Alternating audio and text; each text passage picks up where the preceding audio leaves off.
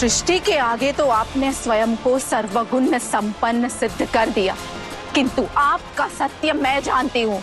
आप केवल छलिया है, छलिया।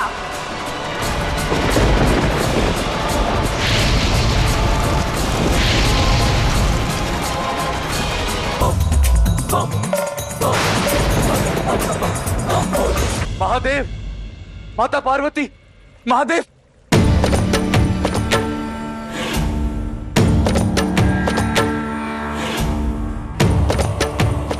प्रभु वो आ रही है। दारुका कैलाश की ओर बढ़ रही है प्रभु। प्रभु, मेरे इंद्रलोक को छिन्न भिन्न कर मुझसे मेरा सम्मान और मेरा वज्र छीन कर अब वो दारुका कैलाश की ओर बढ़ रही है। माता, आप सोच कर रही हैं? धर लीजिए महाकाली का रूप और रोकिए उस दंडी को।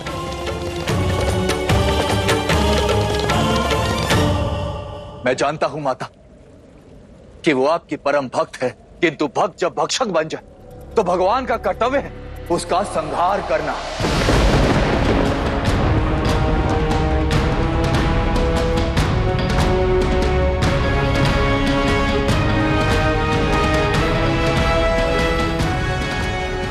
अद्भुत माता, अद्भुत।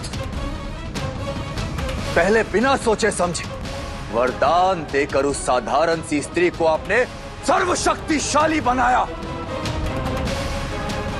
और अब जब परिणाम समक्ष आया तो आप कौन हैं? देवराज, आपके सामने आदि शक्ति खड़ी है। अपनी सीमा मत लांघिए। सीमा मैंने नहीं, आपकी आदि शक्ति ने लांघी है नारायण। आज कैलाश पर जो संकट आया है उसकी उत्तरदायी केवल और केवल माता पार्वती है। माता पार्वती है, माता पार्वती है।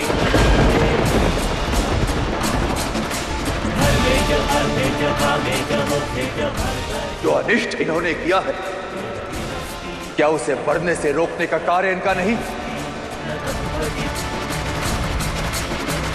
दारुका को शीर्ष तक पहुंचाकर धरा पर गिराने का धर्म इनका नहीं? क्या आदि शक्ति अपने उद्देश्य से विमुख नहीं है? माता पार्वती कौन देवराज? अन्यथा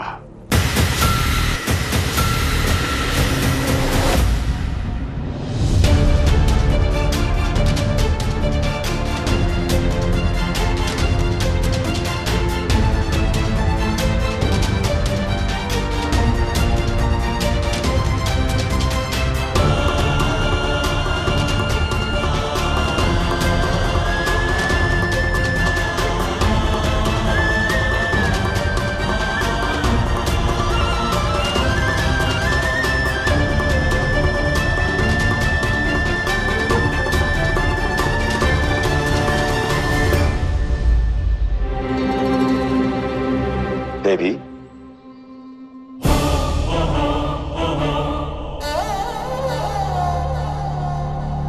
अब कुछ कहने का क्या लाभ शिव?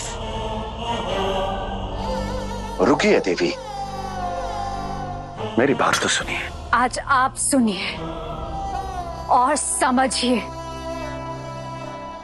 कि आपके मौन ने मुझे कितनी पीड़ा दी है। इंद्रदेव के हर कटाक्ष से अधिक पीड़ा, दुख मुझे आपका मौन दे रहा था। मुझे लगा आप मेरे लिए बोलेंगे,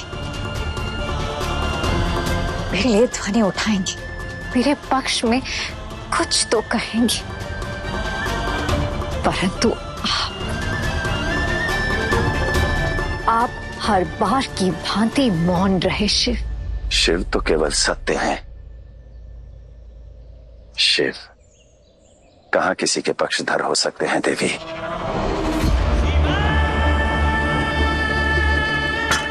आपने दारुका को वरदान दिया, अनुचित नहीं था,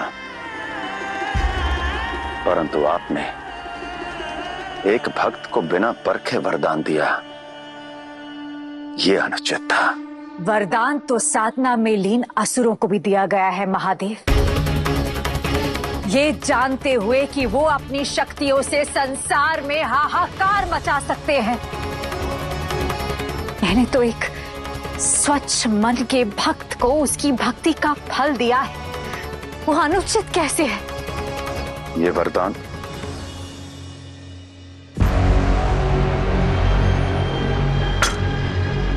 उचित और अनुचित के द्वंद्व में पड़ने का समय नहीं है देवी। वो देखिए, दारुका आ रही है।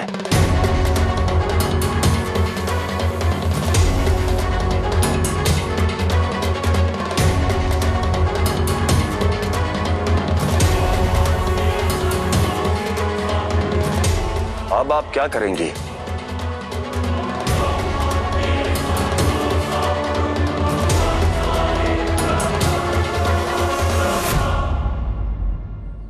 अपने भक्त की रक्षा।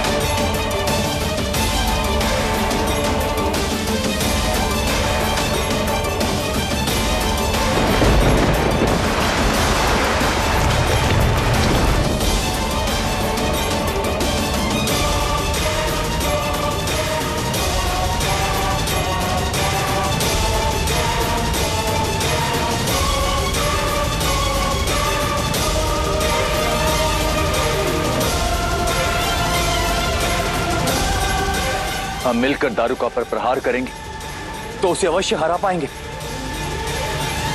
नहीं देवराज, तुम सब देवता तो क्या, स्वयं त्रिदेव मिलकर भी दारुका को नहीं हरा पाएंगे। क्यों नहीं? अभी पता चल जाएगा। प्रभु, सोच कर रहे, चलिए चलते और दारुका पर प्रहार करते हैं। चलिए।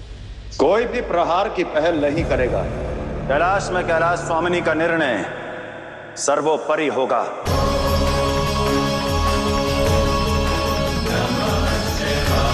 जो भी देवी की इच्छा होगी, यहां केवल वही होगा।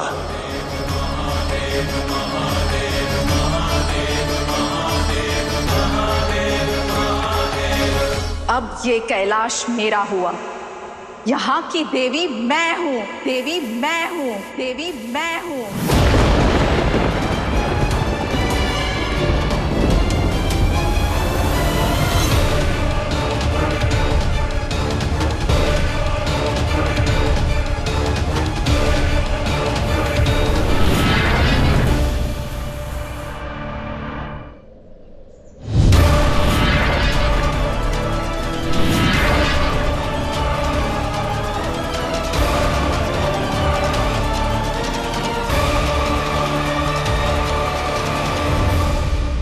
प्रणाम माता।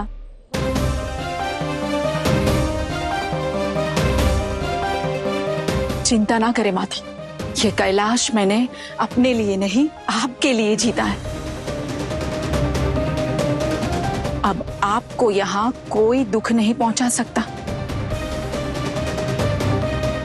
कोई आपको दासी की भांति बंधक बनाकर नहीं रख सकता, महादेव भी नहीं।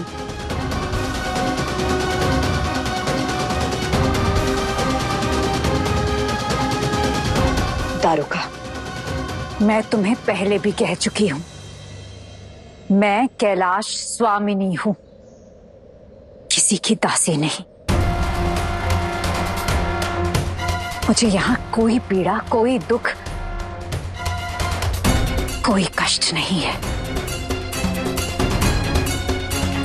मैं जानती हूं तुम्हें ये संदेह क्यों हो रहा है, और ये भी जानती हूं कि ये सब तुम मेरे लिए कर रही हो, किंतु ना तुम्हारा संदेह उचित है और ना ही तुम्हारा चुना हुआ मार्ग। संसार शिव को भोलेनाथ कहता है, किंतु यदि मेरी दृष्टि से देखें तो सबसे भोली आप है माता। जिन्हें आभास ही नहीं कि वो अपने ही पति के कारागृह में बंधक है।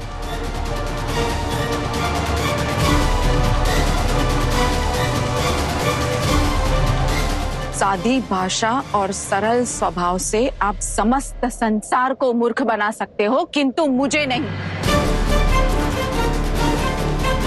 मैं जान चुकी हूं कि ये प्रेम नहीं, छल है। मेरी माता को कैलाश तक सीमित रखने का खेल है। उन्हें देवी से दासी और स्वामिनी से सेविका बनाने का षड्यंत्र है ये।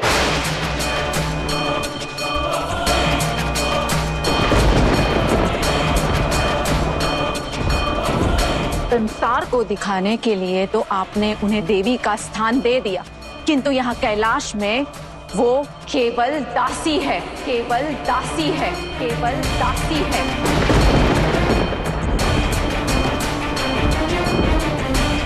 आप जैसा अघोरी शमशानवासी एक स्त्री के मन के भाव को कैसे पढ़ सकता है? आपने केवल मेरी माता के सरल मन का लाभ उठाया है। आपने कभी मेरी माता को वो सम्मान दिया ही नहीं जिसकी वो अधिकारी है। सृष्टि के आगे तो आपने स्वयं को सर्वगुण संपन्न सिद्ध कर दिया, किंतु आपका सत्य मैं जानती हूँ। आप केवल छलिया है, छलिया।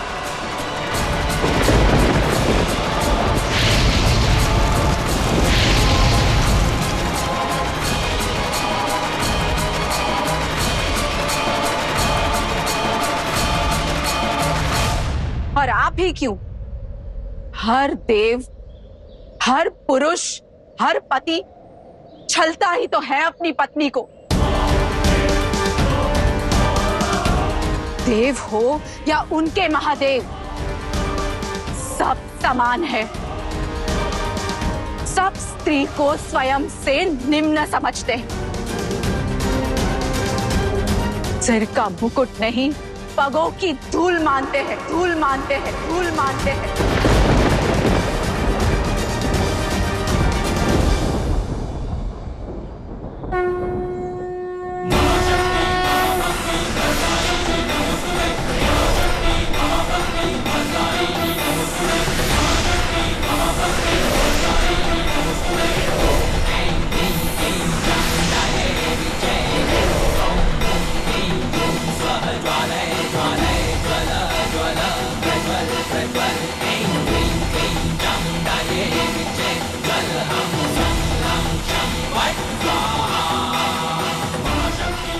बस दारुका।